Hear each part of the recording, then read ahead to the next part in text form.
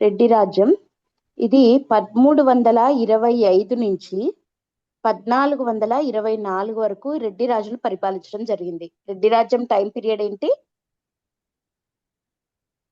1325 నుండి 1424 వరకు. Okay, so ఇది వీళ్ళ పరిపాలనా కాలం.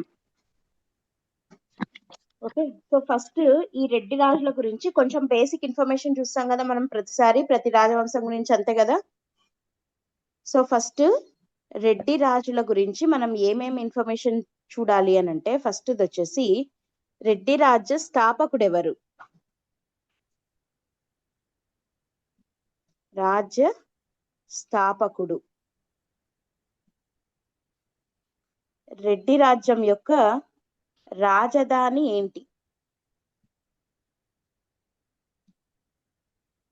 వీళ్ళ రాజ లాంఛనం అంటే, లాంఛనం అంటే గుర్తుందా? గుర్తు ఉంటది కదా ఒక్కొక్క రాజవంశానికి ఒక్కొక్కటి. సింహమని, పంజాయత్తిన సింహమని, ఎద్దని, ఇట్లా రకరకాలుగా ఉంటాయి కదా రాజలాంఛనాలు. సో అట్లా రెడ్డి రాజుల రాజలాంఛనం ఏంటి? ఓకే, అండ్ వీళ్ళ యొక్క వంశం ఏమంటారు? ఏ వంశం వీళ్ళది? వీళ్ళ యొక్క కులం ఏంటి? వీళ్ళ కుల దైవం ఎవరు?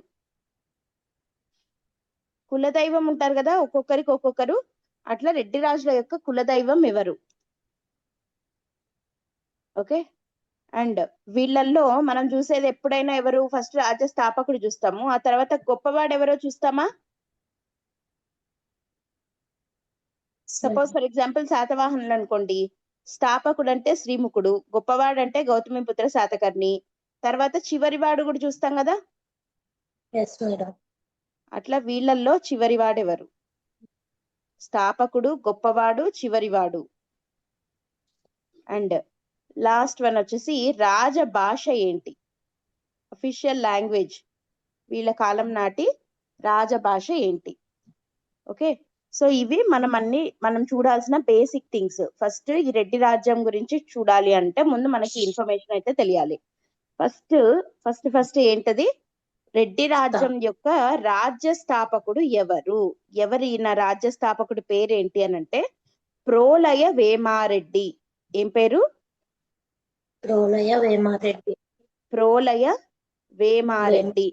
కొంచెం వీళ్ళ పేర్లు కన్ఫ్యూజింగ్ గా ఉంటాయి రెడ్డి రాజుల్లో. అనవేమారెడ్డి, అనవోతారెడ్డి, ప్రోలయ వేమారెడ్డి, కుమారగిరి రెడ్డి ఇట్లా వస్తాయి.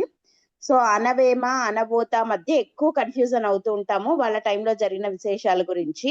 కాబట్టి కొంచెం బాగా జాగ్రత్తగా విని ఏదైనా గుర్తులాగా పెట్టుకొని బైహార్ట్ చేసుకోవాలి మనం. ఓకేనా? సో రెడ్డి రాజ్యం యొక్క రాజ్య స్థాపకుడు ఎవరు? ప్రోలయ వేమారెడ్డి. ఓకే, వీళ్ళ రాజధాని ఏంటి అంటే, వీళ్ళకు మొత్తం 3 రాజధానులు ఉన్నాయి. శాతవాహనులకు కూడా 3 ఉన్నాయి కదా, గుర్తుందా మీకు?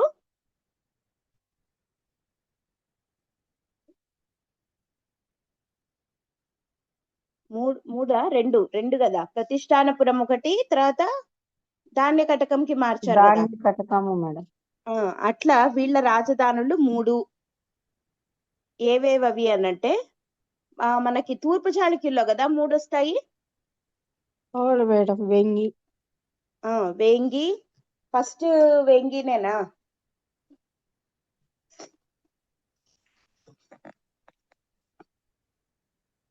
తూర్పు చాళుక్యుల యొక్క రాజధానులు ఏవేవి?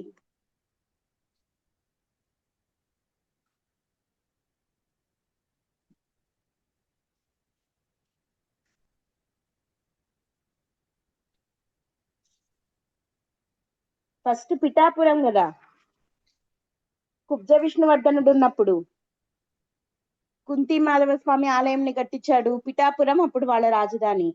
ఆ తర్వాత జయసింహ వల్లభ టైంలో వేంగికి మార్చారు. ఆ తర్వాత అమ్మరాజు 1 రాజమండ్రి కట్టించిన తర్వాత అక్కడికి మారుస్తారు కదా క్యాపిటల్ ని, రాజమహేంద్రవరంకి. సో పిఠాపురము, వేంగి, రాజమండ్రి అట్లా 3 రాజధానులు ఉన్నాయి వాళ్ళ కాలంలో, తూర్పు చాళుక్యుల కాలంలో. అట్లా కొండవీటి రెడ్డి రాజులు, వీళ్ళని కొండవీటి రెడ్డి రాజులు అని అంటారనమాట. కొండవీడు వీళ్ళ main area, base area. So వీళ్ళకు కూడా 3 రాజధానులు ఉన్నాయి. అవి ఏవేవి అని అంటే ఫస్ట్ వచ్చేసి అద్దంకి. అద్దంకి ఐడియా ఉందా? ఒంగోలు దగ్గర ఉంటది అద్దంకి. అద్దంకి, కొండవీడు, రాజమండ్రి. వీళ్ళ రాజధానులు ఏంటి?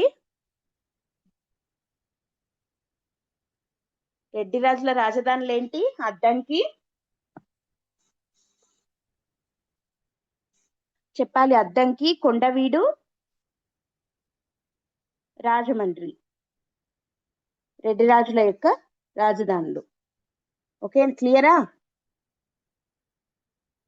వినపడుతుందా వాయిస్? Clear madam. వీళ్ళ రాజ లాంఛనం, మీరు రిప్లై ఇవ్వకపోతే నా వినపడ్డం లేదేమో అని డౌట్ వస్తుంది, కొంచెం రిప్లై ఇస్తూ ఉండండి. వీళ్ళ రాజ లాంఛనం ఏంటి అని అంటే వృషభం. వీళ్ళ రాజ లాంఛనం వృషభం. వృషభం అంటే ఎద్దు.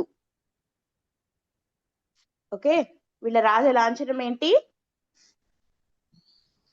వృషభం అంటే ఎద్దు. ఓకే, వీళ్ళ వంశంని పంట వంశం అంటారు. ఏమంటారు? దాని పేరు పంట వంశీయులు అంటారు వీళ్ళని. పంట వంశీయులు ఎవరు అని అంటే రెడ్డి రాజులు. పంట వంశీయులు ఎవరు? రెడ్డి రాజులు. వీళ్ళ శాసనాలలో పంట వంశీయులు అని చెప్పి చెప్పుకున్నారనమాట. సో వీళ్ళ వంశం పేరేంటి అంటే పంట వంశం అని చెప్పి మనకు తెలుస్తోంది. అండ్ వీళ్ళ యొక్క కులం, క్యాస్ట్ ఏంటి అని అంటే దేశటి కులం అంటారు. వీళ్ళ కులం ఏంటి? దేశటి కులం. వీళ్ళ కులం ఏంటి? దేశటి కులం మేడం. దేశటి కులం. ఓకే, అండ్ వీళ్ళ కుల దైవం వచ్చేసి, కాకతీయులకు కుల దైవం ఎవరు చెప్పండి?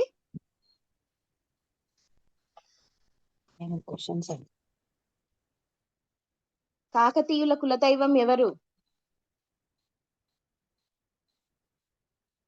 కాకతమ్మ కదా. కాకతీయుల కులదైవం కాకతమ్మ. అట్లా రెడ్డి రాజుల కులదైవం వచ్చేసి మూలగూరమ్మ. ఎవరు? మూలగూరమ్మ.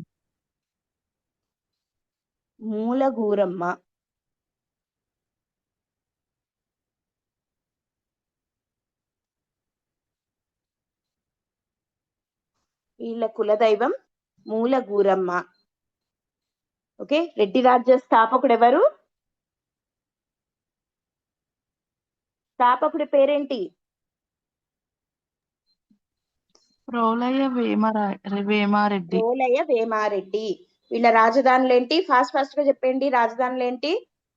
అద్దంకి, కొండవీడు, రాజమండ్రి మేడం. అద్దంకి, కొండవీడు, రాజమండ్రి. వీళ్ళ రాజ లాంఛనం ఏంటి? ఎద్దు మేడం. వృషభం మేడం. ఎద్దు. వీళ్ళ వంశం ఏంటి? పంట వంశీయులు మేడం. పంట వంశం. వీళ్ళ కులం ఏంటి? దేశటి వంశం. దేశటి కులం. దేశటి అనేది కులము, పంట అనేది వంశం. వీళ్ళ కుల దైవం ఎవరు? మూలగూరమ్మ. ఓకే, అండ్ వీళ్ళందరిలోకి గొప్పవాడైన రాజు ఎవరు అనంటే అనవేమారెడ్డి. ఆయన ఫౌండర్, రాజ్య స్థాపకుడు వచ్చేసి ప్రోలయ వేమారెడ్డి. గొప్పవాడెవరు? అనవేమారెడ్డి. ఆయన ప్రోలయ వేమ, ఈయన అనవేమ. ఎవరు గొప్పవాడు? అనవేమారెడ్డి. స్థాపకుడు ప్రోలయ వేమారెడ్డి, గొప్పవాడు అనవేమారెడ్డి. ఓకే, చివరివాడెవరు? రాచవేమారెడ్డి.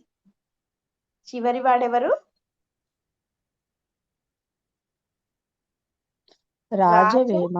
వేమారెడ్డి. ఓకే, రాజ్య స్థాపకుడు ప్రోలయ వేమారెడ్డి, గొప్పవాడెవరు? అనవేమారెడ్డి, చివరివాడు రాచవేమారెడ్డి. రాజవేమారెడ్డి. ముగ్గురులో వేమ అని ఉంది చూడండి. ఆయన ప్రోలయ వేమ, గొప్పవాడు అనవేమ, చివరివాడు రాచవేమ. ఓకే, అండ్ వీళ్ళ రాజ భాష సంస్కృతం. రాజభాష ఏంటి? సంస్కృతం. రాజభాష ఏంటి వీళ్ళది? తెలుగు కాదు, సంస్కృతం. ఓకే, క్లియర్ కదా? Clear madam. ఇప్పుడు ఒక్కొక్క రాజు గురించి చూద్దాము. ఫస్ట్ ఆర్డర్ చూసిద్దాం, సరేనా?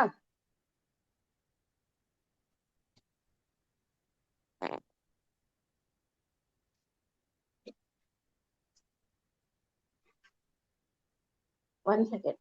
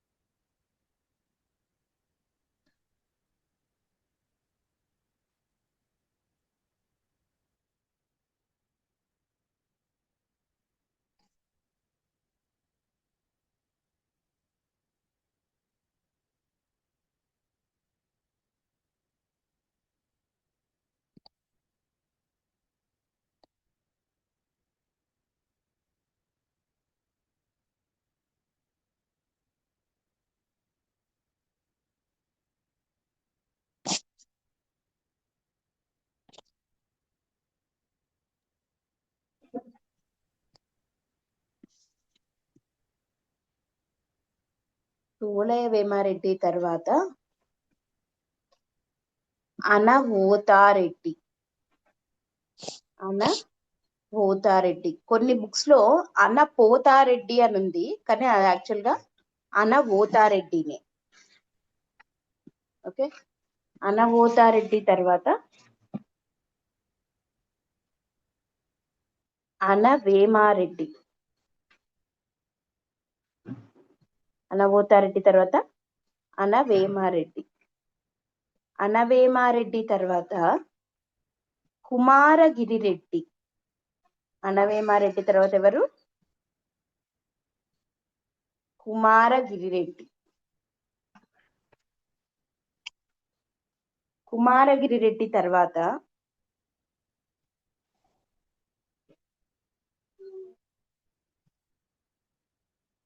పెదకోమటి వేమారెడ్డి. పెదకోమటి వేమారెడ్డి.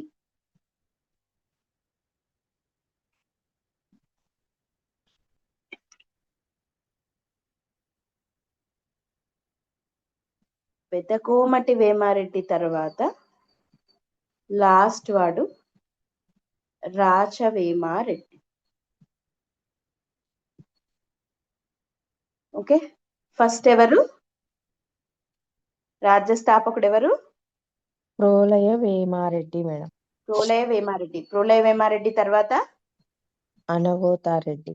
అనవోతారెడ్డి. అనవోతారెడ్డి తర్వాత అనవేమారెడ్డి. ఈయన గొప్పవాడు. అనవేమారెడ్డి. ఆ తర్వాత కుమారగిరిరెడ్డి. కుమారగిరిరెడ్డి. ఆ తర్వాత పెదకోమటి రెడ్డి. పెదకోమటి వేమారెడ్డి. ఆయన తర్వాత లాస్ట్ వాడు రాజవేమారెడ్డి. రాచవేమారెడ్డి. ఓకే, సో ఈ రెడ్డి రాజుల్లో ప్రతి ఒక్క రాజు ఇంపార్టెంటే మనకి. గొప్పవాడు అనవేమారెడ్డి, కానీ ఇక్కడున్న ప్రతి ఒక్కరి మీద ఒక క్వశ్చన్ అన్న అడిగేదానికి స్కోప్ ఉన్నంత ఇంపార్టెంట్ పాయింట్స్ ఉన్నాయి ప్రతి ఒక్కరి దాంట్లో. ఓకే, సో ఇప్పుడు మనము ఫస్ట్ రాజు తోటి స్టార్ట్ చేద్దాం. ఏం పేరు? ఫస్ట్ అయిన పేరు ఏంటి చెప్పండి? ప్రోలయ వేమారెడ్డి మేడం. ప్రోలయ వేమారెడ్డి. ఈ ప్రోలయ వేమారెడ్డి రెడ్డి రాజ్యం యొక్క రాజ్య స్థాపకుడు ఫస్ట్ రూలర్ కదా. సో ప్రోలయ వేమారెడ్డి దగ్గర ఇంపార్టెంట్ పాయింట్స్ ఏమేమి ఉన్నాయి అంటే, ఫస్ట్ ఈ ప్రోలయ వేమారెడ్డి ఫస్ట్ యాక్చువల్ గా మనకి కాకతీయులు ఉన్నారు కదా, కాకతీయుల తర్వాత మనము పెద్ద ఇంపార్టెంట్ టాపిక్ కాదు, తర్వాత చెప్పుకుందాము అని చెప్పి ఒకటి స్కిప్ చేశాను, మీకు గుర్తుందా?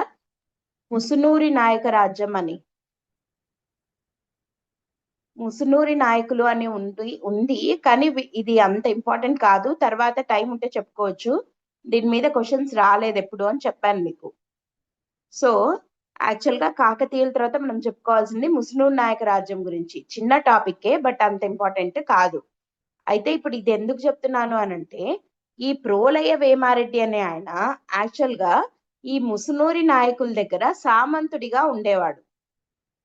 ముసునూరి నాయకులకి సామంతుడిగా ఉంటూ ఆ తర్వాత స్వతంత్ర రాజ్యాన్ని ప్రకటించుకున్నాడు. ఎట్లా ప్రకటించుకున్నాడు? ఈ ముస్నూరి నాయకులు కింద ఇతను సామంతుడిగా ఉన్న టైంలో ఈ ముస్నూరి నాయకులకి బహమనీ రాజ్యం, బహమనీ సుల్తాన్లు ఉన్నారు కదా, బహమనీలు ముస్లిమ్స్, ఐడియా ఉందా? బహమనీ సుల్తాన్లు. సో ఈ బహమనీ సుల్తాన్లతో ముస్నూరి నాయకులకు యుద్ధాలు జరిగాయి. ఓకే, సో వీళ్ళిద్దరూ యుద్ధాలు చేసుకుంటున్న టైంని అడ్వాంటేజ్ గా తీసుకొని ప్రోలయ వేమారెడ్డి ఏం చేశాడు? సపరేట్ గా స్వతంత్ర రాజ్యాన్ని ప్రకటించుకున్నాడు. ఓకే, వాళ్ళ కింద సామంతుడిగా ఉండేవాడు, స్వతంత్ర రాజ్య స్థాపకుడు అయ్యాడు. ఎవరు ఎవరయ్యారు స్వతంత్ర రాజ్య స్థాపకుడు? ప్రోలయ వేమారెడ్డి. ప్రోలయ వేమారెడ్డి. యాక్చువల్ గా ఎవరి దగ్గర సామంతుడి ఇతను? ముసునూరి నాయకులకి ఇవ్వడం. ఇక్కడ ముస్నూరి నాయకులు అని అడగకుండా కాకతీయులు అని అడగచ్చు. కాకతీయులుగా ఇతను సామంతుడిగా ఉండింది. ఎవరికి సామంతుడిగా ఉన్నాడు మరి చెప్పండి ఫాస్ట్ గా. కాకతీయుల తర్వాత కదా మేడం ముసునూరి నాయకులకి. కాకతీయుల తర్వాత వచ్చిన ముసునూరి నాయకుల దగ్గర సామంతుడిగా ఉండేవాడు. కానీ ముస్నూరి నాయకులకు బహమనీ సుల్తాన్లకు మధ్య జరిగిన యుద్ధాలలో ముస్నూరి నాయక రాజ్యం బలహీనపడింది. దాన్ని అడ్వాంటేజ్ గా తీసుకొని ప్రోలయ వేమారెడ్డి స్వతంత్ర రాజ్యాన్ని స్థాపించడం జరిగింది. ఓకే, సో స్వతంత్ర రాజ్యం పెట్టి దాని రాజధాని ఏం చేశాడినా? అద్దంకి. ఫస్ట్ రాజధాని అద్దంకి. ప్రోలయ వేమారెడ్డి అప్పుడు రెడ్డి రాజ్యం యొక్క రాజధాని ఏంటి?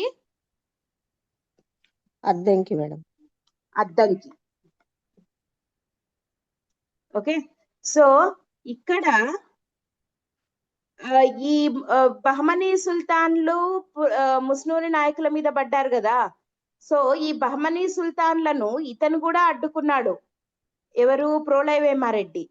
ఇక్కడ ఈ బహమనీ సుల్తాన్లను ఈయన అడ్డుకొని వాళ్ళను తరిమి కొట్టిన దానికి గుర్తుగా ఈయనకు ఒక బిరుదు ఉంది. ఈ బిరుదు చాలా ఇంపార్టెంట్. ఇతనికున్న బిరుదు, ప్రోలయ వేమారెడ్డి యొక్క బిరుదు ఏంటి అనంటే మ్లేచ్ఛాబ్ది కుంభోద్భవ. ఏం బిరుదుంది? మ్లేచ్ఛాబ్ది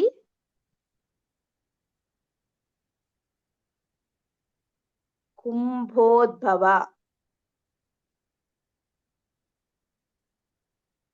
మ్లేచ్ఛాబ్ది కుంభోద్భవ అనే బిరుదు ఈయన తీసుకున్నాడు. ఇక్కడ మ్లేచ్ఛ అని అంటున్నాం. మ్లేచ్చులు, మ్లేచ్చులు అంటే అప్పటి ముస్లిమ్స్ ని మ్లేచ్చులు అనేవాళ్ళు, బహమనీలని మ్లేచ్చులు. సో మ్లేచ్చులను ఓడించి ఈయన స్వతంత్ర రాజ్యాన్ని స్థాపించాడు, అంటే వాళ్ళని ఎదిరించాడు. కాబట్టి తనకున్న బిరుదేంటి? మ్లేచ్ఛాబ్ది కుంభోద్భవ. ఓకే, సో ఈయనకు అంటే ప్రోలయ వేమారెడ్డికి మ్లేచ్ఛాబ్ది కుంభోద్భవ అనే బిరుదు ఉంది అని మనకి ఎట్లా తెలిసింది?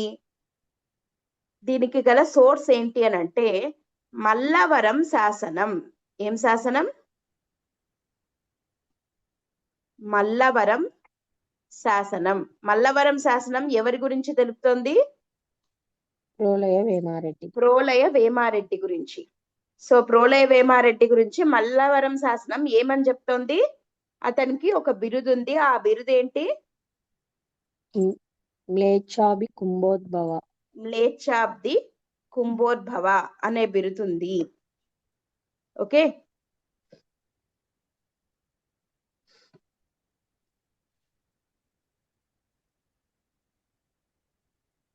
సో ఇక్కడ ఈ మ్లేచ్ఛాబ్ది కుంభోద్భవ అనే బిరుదు ఈయనకి ఎట్లా వచ్చింది, ఎందుకు వచ్చింది అని అంటే, బహమనీలను ఎదిరించినందుకు అని అన్నాం కదా, అది ఎట్లా జరిగింది. సో అది ఎట్లా జరిగింది తెలియాలంటే మనం ముందు బహమనీలు ఎప్పుడు వచ్చారో తెలియాలి కదా. సో అది చూద్దాం, కొంచెం సైడ్ ట్రాక్ అయిదాం. ఇక్కడ 1300 క్రీస్తు శకం 1347లో, ఎప్పుడు? క్రీస్తు శకం 1347లో బహమనీ రాజ్యాన్ని ఎవరు స్థాపించారు? ఐడియా ఉందా? బహమనీ రాజ్య స్థాపకుడు ఎవరో తెలుసా? ఐడియా ఉందా? లేదు మేడం. బహమనీ రాజ్య స్థాపకుడు ఎవరు అనంటే అల్లావుద్దీన్ హసన్. అల్లావుద్దీన్ హసన్ బహమనీ ఎవరు స్థాపించారు? అల్లావుద్దీన్ హసన్ బహమనీ అనే ఆయన బహమనీ రాజ్యాన్ని స్థాపించడం జరిగింది. ఓకే, ఈ అల్లావుద్దీన్ హసనీ అని రాసనా?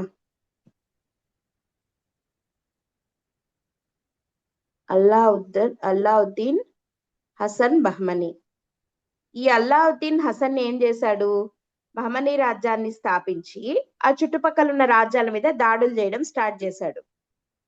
ఓకే, అట్లా స్టార్ట్ చేసినప్పుడు ఈ ప్రోలయ వేమారెడ్డి ఉన్నాడు కదా, ప్రోలయ వేమారెడ్డికి ఒక తమ్ముడు ఉన్నాడు. అతని పేరు మల్లారెడ్డి. ప్రోలయ వేమారెడ్డి తమ్ముడు పేరు మల్లారెడ్డి. ఈ మల్లారెడ్డి ఈ బహమనీ హసన్ ఉన్నాడు కదా, ఇతని మీద దాడి చేసి అతన్ని తిప్పి కొట్టి పంపించి మోటుపల్లి గుర్తుందా మీకు? గుర్తుంది మేడం. మోటుపల్లి రేవును ఆక్రమించుకున్నాడు. మోటుపల్లి రేవును ఆక్రమించాడు. సో ఇప్పుడు మోటుపల్లి ఎవరి కంట్రోల్లోకి వచ్చింది? మల్లారెడ్డి కంట్రోల్లోకి మేడం.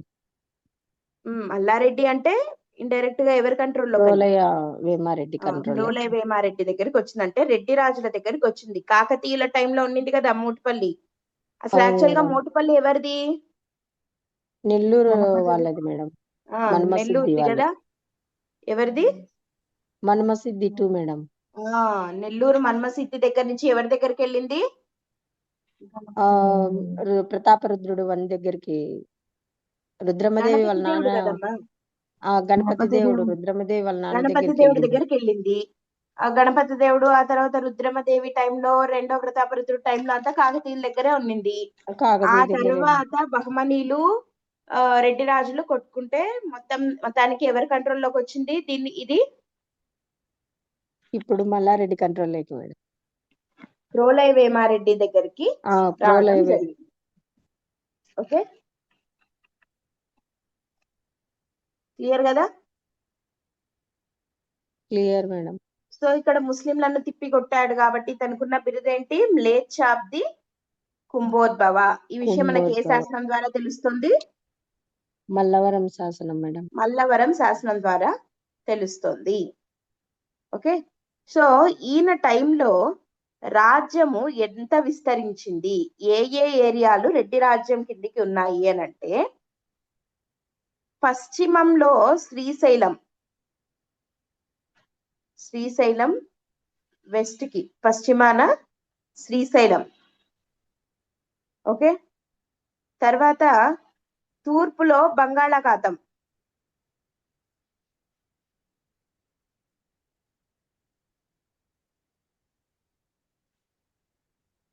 ఈస్ట్ కు బంగాళాఖాతం వరకు, నార్త్ కు కృష్ణా నది వరకు. ఎక్కడి వరకు? కృష్ణా నది వరకు కృష్ణ మేడం. నార్త్, ఉత్తరం. మరి సౌత్ లో కందుకూరు వరకు. కందుకూరు, ఒంగోలు జిల్లా కందుకూరు ఉంది కదా, అంతవరకు. అంటే రాయలసీమ ఏరియాలో లేరు చూడండి వీళ్ళు. అంటే శ్రీశైలం ఉంది కొంతవరకు. సో శ్రీశైలము, బంగాళాఖాతము, కృష్ణా నది, కందుకూరు, ఈ మధ్య ఉన్న ప్రాంతాన్ని రెడ్డి రాజ్యం అని అంటాము. ఓకే, సో కొండవీటి రెడ్డి రాజ్యానికి సరిహద్దు ఏంటి అంటే కృష్ణా నది అని చెప్తారు. కొండవీటి రెడ్డి రాజ్యానికి సరిహద్దు ఏంటి? కృష్ణ నది. కృష్ణా నది. శ్రీశైలం, బంగాళాఖాతము, కృష్ణా నది, కందుకూరు, ఇవి వీళ్ళ యొక్క సరిహద్దులు. ఓకే, ఈ మధ్య ప్రాంతంలో అంటే వీళ్ళ ప్రాంతం కదా ఇది, ఈ రెడ్డి రాజ్యం ఉంది కదా, ఈ రెడ్డి రాజ్యంలో ప్రోలయ వేమారెడ్డి మొత్తము 84 దుర్గాలు కట్టించాడు. ఎన్ని దుర్గాలు కట్టించాడు? 84 దుర్గాలు. 84 దుర్గాలు నిర్మించాడు. దుర్గం అంటే ఏంటి? కోట. కోట మేడం. కోట. ఓకే, కోటలు. దుర్గం అంటే దుర్భేద్యమైనది, అంటే లైక్ ఎవరు లోపలికి చేరుకోలేనిది, కష్టమైన దాన్ని దుర్గం అంటారు. లోపలికి ఎవరు వెళ్ళలేని దాన్ని దుర్గము అంటారు. దుర్గమమైన పని అంటారు చూడండి, కష్టమైన పని అని. సో దుర్గం అని ఎందుకంటాము అంటే అంత భద్రంగా జాగ్రత్తగా కట్టిన కోట కాబట్టి దుర్గం అంటాం. మొత్తం ఎన్ని దుర్గాలు నిర్మించాడినా? 84 దుర్గాలను నిర్మించడం జరిగింది. వీటిల్లో ఇంపార్టెంట్ దుర్గాలు ఏవేవి అని అంటే, కొండవీడు క్యాపిటల్ ఉంది కదా, తర్వాత క్యాపిటల్, ఇప్పుడు అద్దంకి, తర్వాత కొండవీడే కదా. సో కొండవీడు ఒకటి, ఆ తర్వాత కొండపల్లి. కొండవీడు వేరు, కొండపల్లి వేరు. కొండపల్లి, ఆ తర్వాత ధరణికోట. ధరణికోటలో ఒక దుర్గము. వినుకొండ, బెల్లంకొండ, ఇవన్నీ వీళ్ళ కాలం నాటి ఇంపార్టెంట్ దుర్గాలు. ఇట్లా మొత్తం 84 దుర్గాలు నిర్మించాడు. ఎక్కడెక్కడ కట్టాడు? కొండవీడు, కొండపల్లి, ధరణికోట, వినుకొండ, బెల్లంకొండ, ఇట్లా రకరకాల చోట్ల దుర్గాలను, ఈయన 84 దుర్గాలను నిర్మించడం జరిగింది. ఎవరు నిర్మించారు? ప్రోలయ వేమారెడ్డి. ప్రోలయ వేమారెడ్డి నిర్మించడం జరిగింది.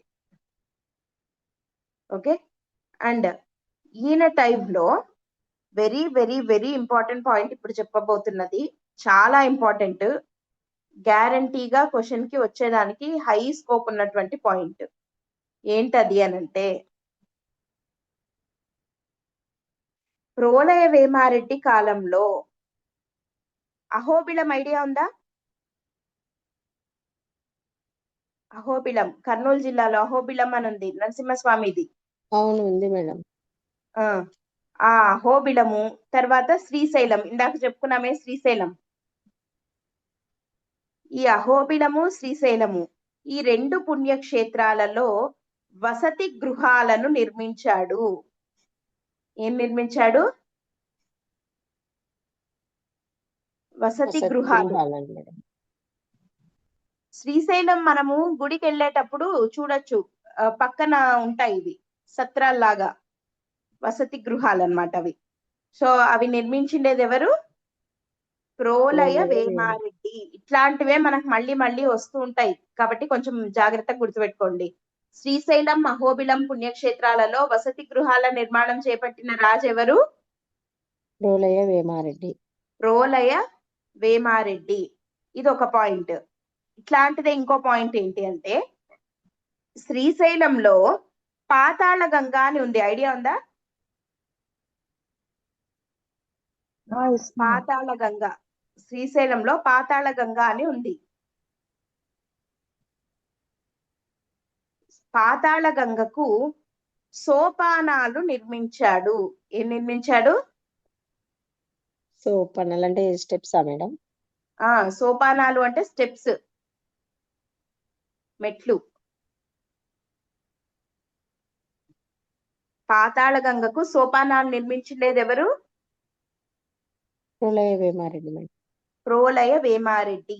అహోబిలంలో శ్రీశైలంలో వసతి గృహాల నిర్మాణం చేపట్టిండేది ఎవరు? ప్రళయ Vemareddy madam. Prolaya Vemareddy. Okay. And అంతేకాకుండా అహోబిలము ఇంకోటి కర్నూలు జిల్లాలోనే మహానంది ఉంది, ఐడియా ఉందా? ఉంది మేడం. మహానంది చాలా ఫేమస్ టెంపుల్ ఇది కూడా. అహోబిలంకి మహానందికి ఆలయ ప్రాకారాలు పునర్నిర్మించాడు. ఆలయ ప్రాకారాల నిర్మాణం. ప్రాకారాలు అంటే కాంపౌండ్.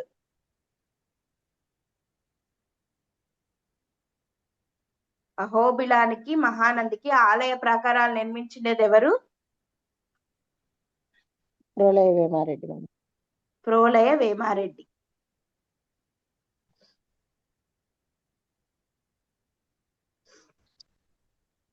ఓకే, ఒకసారి చెప్పండి నేమేం చేశాడు. అహోబిలం శ్రీశైలంలో వసతి గృహాలు వసతి గృహాలు నిర్మించాడు. ఏర్పాటు చేసినారు మేడం. శ్రీశైలంలో ఉన్న పాతాళ గంగకి మెట్లు నిర్మించాడు. సోపానాలు కట్టించారు. అహోబిలము మహానందికి ఆలయ ప్రాకారాలు ఆలయ నిర్మించారు. ప్రాకారాలను నిర్మించడం జరిగింది.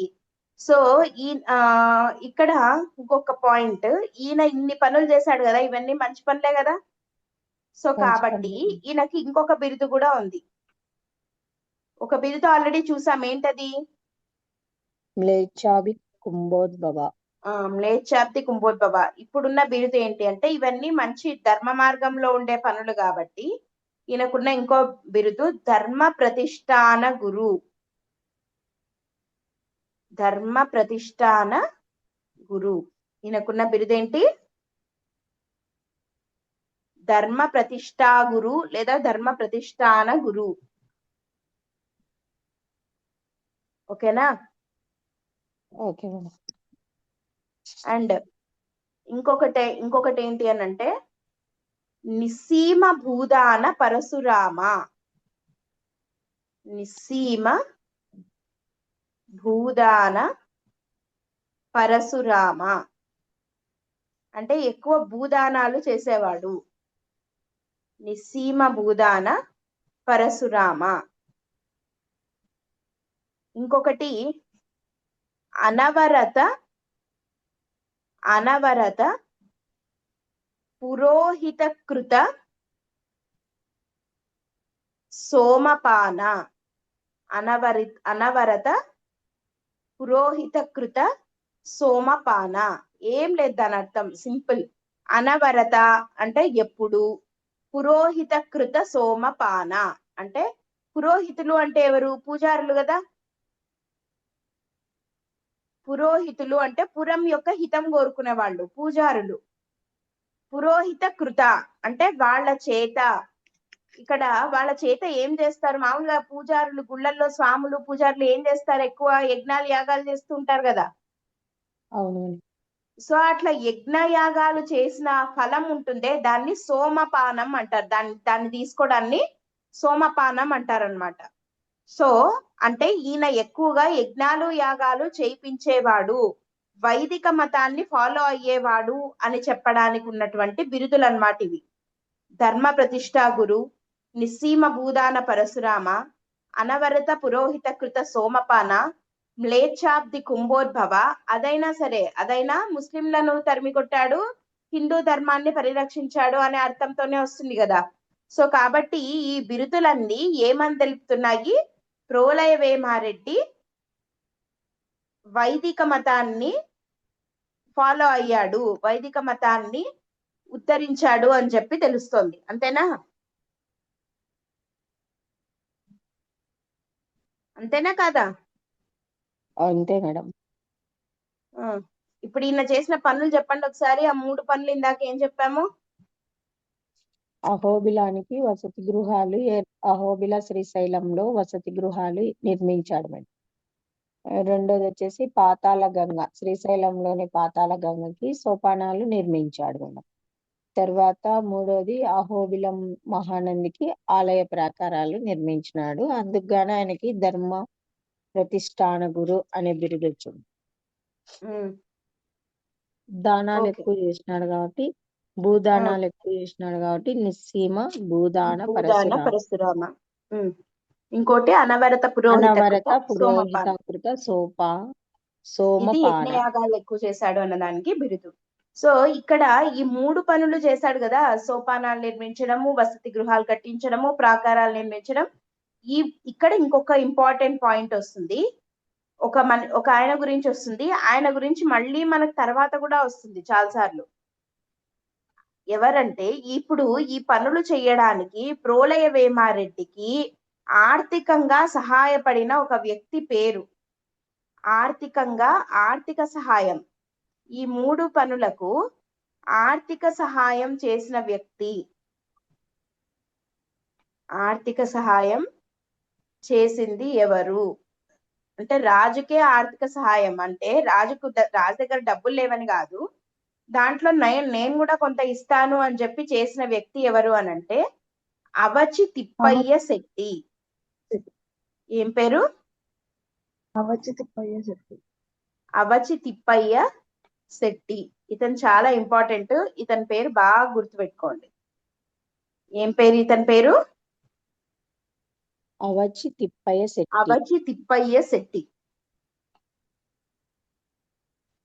ఓకే. ఈ అవచి తిప్పయ్య శెట్టి అనే ఆయన ఈ పనులు చేయడంలో ప్రోలయ వేమారెడ్డికి ఆర్థిక పరంగా సహాయం అందించడం జరిగింది. ఓకే. ఈ అవచి తిప్పయ్య శెట్టి యాక్చువల్ గా బాగా మంచి ధనికుడు.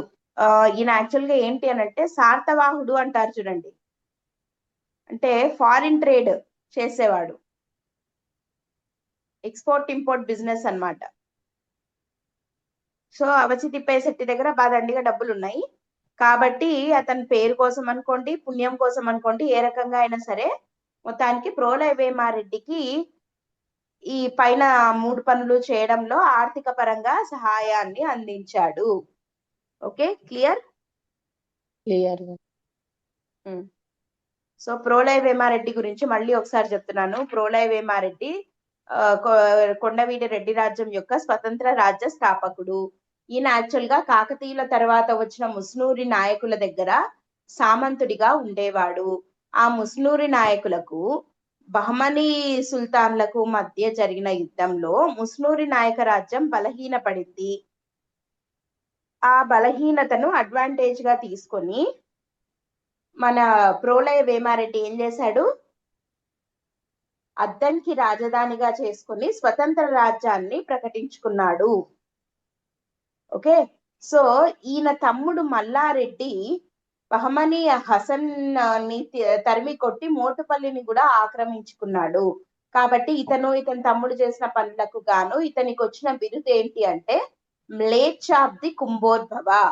ఈ బిరుదు ప్రోలయ వేమారెడ్డికి ఉంది అన్న విషయం మనకి ఏ శాసనం ద్వారా తెలుస్తోంది? మల్లవరం శాసనం ద్వారా తెలుస్తోంది. అండ్ ఈయన రాజ్యంలో 84 దుర్గాలను నిర్మించడం జరిగింది. ఓకే, 84 దుర్గాలను నిర్మించి పరిపాలించడం స్టార్ట్ చేశాడు. అయితే ఈయన ఇంకా కొన్ని పనులు చేశాడు, ధర్మకార్యాలు. ఏంటవి అనంటే శ్రీశైలము, అహోబిలంలలో వసతి గృహాల నిర్మాణాన్ని చేపట్టాడు.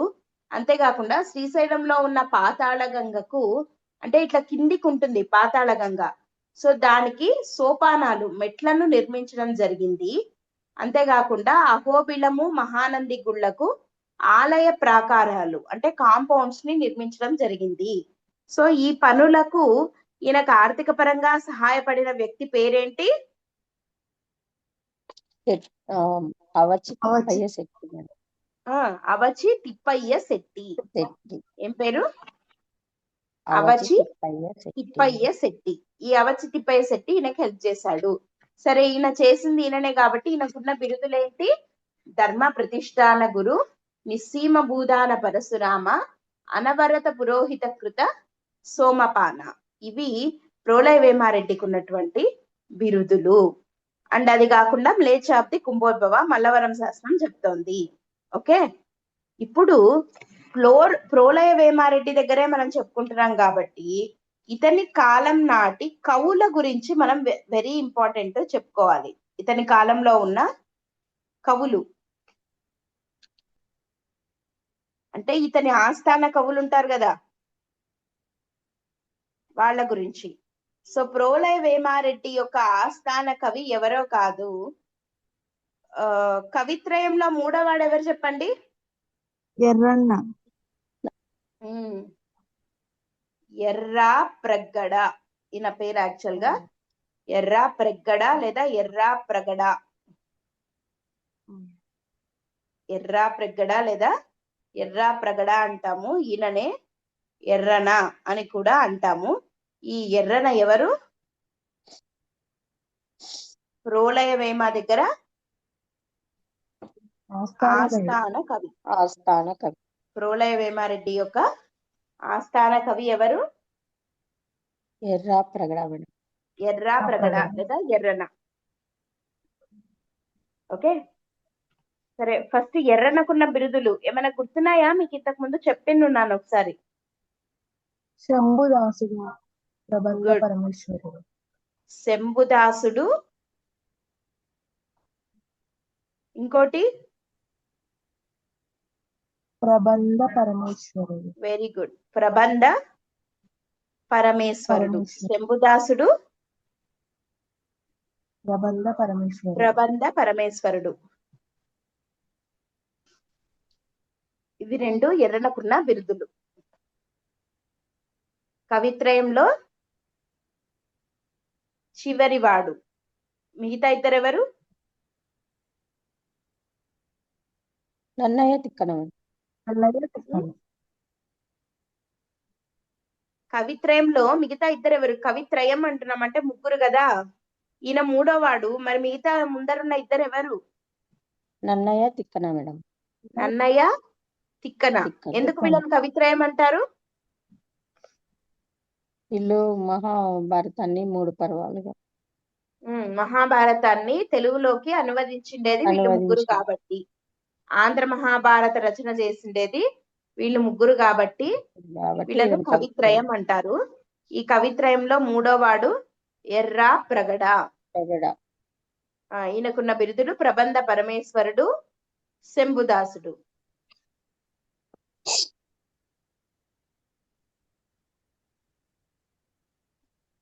ఓకే, ఎర్రన ఏమేం రాశాడు?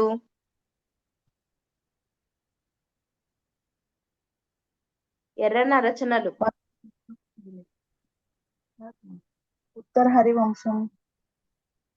ఎర్రన హరివంశం రాశాడు. ఏం రాశాడు? హరివంశం. హరివంశం. ఈ హరివంశంని ఎవరికి అంకితం ఇచ్చాడు? ప్రోలయ వేమారెడ్డి. ప్రోలయ వేమారెడ్డికే అంకితం ఇచ్చాడు.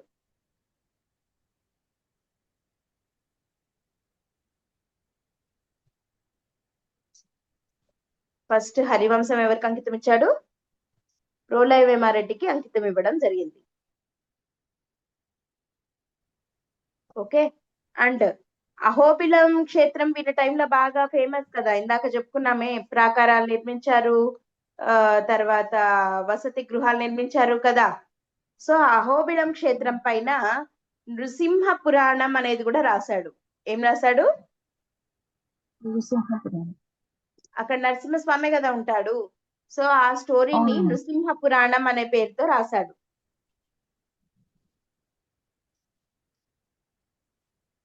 ఓకే, అండ్ ఇవి రెండు కాక మోస్ట్ ఇంపార్టెంట్ ఏంటి? మహాభారతం. మహాభారతంలో ఏం రాశాడు ఈయన? అరపర్వం. అంటే హాఫ్ రాశాడు కదా. నన్నయ్య 2.5 పర్వం రాశాడు కదా. హాఫ్ రాశాడు. ఆ మిగిలిన హాఫ్ ఉందే దాన్ని నిన్న రాశాడు. అది ఏ పర్వము? అరణ్య పర్వం. ఏ పర్వము? అరణ్య పర్వం. అరణ్య పర్వంలో మిగిలిన శేషభాగం. శేషభాగం అంటే మిగిలిన భాగం అని. అరణ్య పర్వ శేష భాగాన్ని రాయడం జరిగింది. ఎవరు? Errapragada. Okay okay. So Errana యొక్క రచనలు ఏంటి? హరివంశం రాశాడు. ఎవరికి అంకితం ఇచ్చాడు? ప్రోలయ వేమారెడ్డి. ప్రోలయ వేమారెడ్డికి. నృసింహ పురాణం రాశాడు. ఎవరికి అంకితం ఇచ్చాడు? లక్ష్మీ నరసింహస్వామికి అహోబిలం. నరసింహస్వామికి అంకితం ఇచ్చాడు. అరణ్య పర్వ శేష భాగం రాయడం తోటి కవిత్రయంలో 3వవాడుగా అయ్యాడు. అంతేనా? సో ఎర్రన ఫస్ట్ కవి. రెండో ఆయన పేరు వచ్చేసి శ్రీగిరి కవి. శ్రీగిరి కవి. ఈ శ్రీగిరి కవి అనే ఆయన నవనాథ చరిత్ర అనేది రాయడం జరిగింది. ఏం రాశాడు? నవనాథ చరిత్ర. నవనాథ చరిత్ర, శ్రీగిరి శతకం, నవనాథ చరిత్ర, శ్రీగిరి శతకం. ఇవి రెండు శ్రీగిరి కవి యొక్క రచనలు. ఓకే.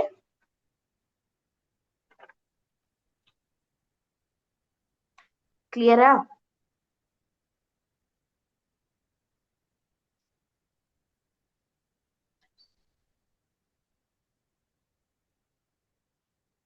ఏం రాశాడు శ్రీగిరి కవి? నవనాథ చరిత్ర. శ్రీగిరి కవి. నవనాథ చరిత్ర. ఇంకోటి శ్రీగిరి శతకం. శ్రీగిరి శతకం. సో ఒకసారి చెప్పండి, ప్రోలయ వేమారెడ్డి ఏమేమి రాశాడు? ప్రోలయ వేమారెడ్డి టైంలో ఏం ఇంపార్టెంట్ పనులు జరిగాయి? ఫాస్ట్ గా ఒక్కసారి ప్రోలయ వేమారెడ్డి చెప్పండి, అక్కడికి అయిపోయింది అది. అహోబిలం శ్రీశైలంలో వసతి గృహాలు నిర్మించారు. ఫస్ట్ నుంచి ప్రోలయ వేమారెడ్డి యాక్చువల్ గా ఎవరు? ఆయన మామూలుగా ముసులూరు నాయక రాజ్యంలో వాళ్ళకి సామంతులు ఆయన. తర్వాత ఏమైంది? స్థాపకుడు మేడం. బహుమని సుల్తాన్కు ముసులూరు నాయకులకు యుద్ధం జరిగిన తర్వాత ఆయన స్వతంత్ర రాజ్యం ప్రకటించుకున్నాడు. తర్వాత ఈయన రాజధాని వచ్చేసి ఫస్ట్ అద్దంకి. బహుమని సుల్తాన్లను ఎదిరించినందుకు ఈయనకు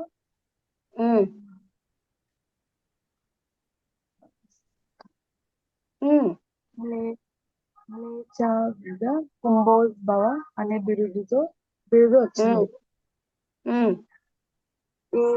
ఇది తెలిపే శాసనం మల్లవరం శాసనం. ఈయన తమ్ముడు అనవోతారెడ్డి బహుమని సుల్తాన్ ను తరిమి కొట్టి వాళ్ళ దగ్గర మోటుపల్లి తీసుకున్నాడు. మోటుపల్లి రేవు వేసి పోలయ వేమారెడ్డి దగ్గర ఉంది. అప్పుడు వీళ్ళ రాజ్య విస్తీర్ణం వచ్చేసి శ్రీశైలం వెస్ట్ కు, బంగాళాఖాతం తూర్పు, కృష్ణా నది నార్త్, కందుకూరి దక్షిణ. మామూలుగా వీళ్ళు కొన్ని దుర్గాలను నిర్మించుకున్నారు, అంటే శత్రువుల నుండి కాపాడుకోవడానికి. అవి 8 దుర్గాలు. వీటిలో ఇంపార్టెంట్ వచ్చేసి కొండవీడు, కొండపల్లి, ధరణికోట, వినుకొండ, బెల్లంకొండ. తర్వాత ఈయన ఏమేమి నిర్మించాడు? అహోబిలం శ్రీశైలంలో అహోబిలం శ్రీశైలంకి వసతి గృహాలు. తర్వాత పాతాళ గంగా శ్రీశైలంకు సోపానాలు నిర్మించాడు. తర్వాత మహానందికి ఆలయ ప్రాకారాలు నిర్మించాడు. ఓకే. అవచి తిప్పయ్య శెట్టి హెల్ప్ తో నిర్మించాడు. తర్వాత ఈయన బిరుదులు వచ్చి ధర్మ ప్రతిష్టానగరు, నిస్సీమ భూదాన పరశురామ, అనవరత పురోహిత కృత సోమపాన. ఈయన టైంలో ఆస్థాన కవులు ఎవరు? ఎర్రప్రగడ, శ్రీగిరి కవి. ఇంకొకరు శ్రీగిరి కవి. ఎర్రన రచనలు ఏంటి? హరివంశం, హరివంశము, నృసింహపురాణం, నృసింహ పురాణము, ఆంధ్ర మహాభారతంలో అరణ్య అరణ్య పర్వ శేషభాగము. తర్వాత హరివంశాన్ని ఈయన ఎవరికి అంకితం ఇచ్చాడు? ప్రోలయ వేమారెడ్డికి మేడం. ఆ ఈ ఎర్రనకున్న బిరుదులు ఏంటి? శంభుదాసుడు, ప్రబంధ పరమేశ్వరుడు. శంభుదాసుడు, ప్రబంధ పరమేశ్వరుడు. ఓకే. శ్రీగిరి కవి రచనలేంటి? నవనాథ చరిత్ర, శ్రీగిరి శతకం. నవనాథ చరిత్ర, శ్రీగిరి శతకం. ఓకే. సో ఇది ప్రోలయ వేమారెడ్డి గురించి. ఈయన తర్వాత ఎవరు రాజయ్యారు? ప్రోలయ వేమారెడ్డి తర్వాత అనవోతారెడ్డి. ప్రోలయ వేమారెడ్డి యొక్క కొడుకు అయిన అనవోతారెడ్డి అనే అతను రాజయ్యాడు. అనవోతారెడ్డి రాజయ్యాడు ఇతని తర్వాత. సో యాక్చువల్ గా వీళ్ళ నాన్న అంటే ప్రోలయ వేమారెడ్డి రాజ్య పరిపాలన చేస్తున్న టైంలోనే అనవోతారెడ్డి చాలా యుద్ధాలు కూడా చేయడం జరిగింది. ఆయన ఎక్కువ యుద్ధాలు చేశాడు కాబట్టి అనవోతారెడ్డికి వీరన్న ఓతు అనే బిరుదు కూడా ఉందన్నమాట. వీరన్న ఓతు అని అంటారు. సో అనవోతారెడ్డి ఏమేం చేశాడు, ఏం గెలుచుకున్నాడు, ఆయన టైంలో ఇంపార్టెంట్ పాయింట్స్ ఏంటి అనేవి రేపు క్లాస్ లో డిస్కస్ చేద్దాం. సరేనా?